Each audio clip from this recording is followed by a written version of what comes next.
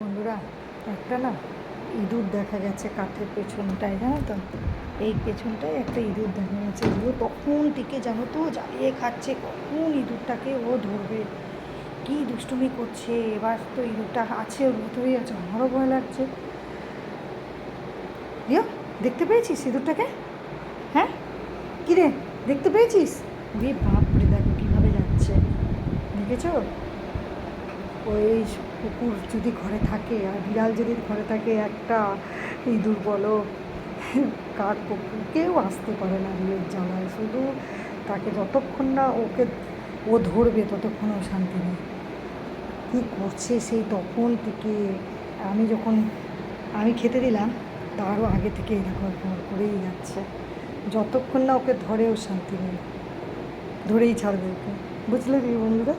আচ্ছা, আমি সরিয়ে দিচ্ছি, দাঁড়া। বার করতে তো হবেই, বল। রাখি বন্ধুরা, হ্যাঁ, দেখি কোথায় আছে। রাখি তাহলে।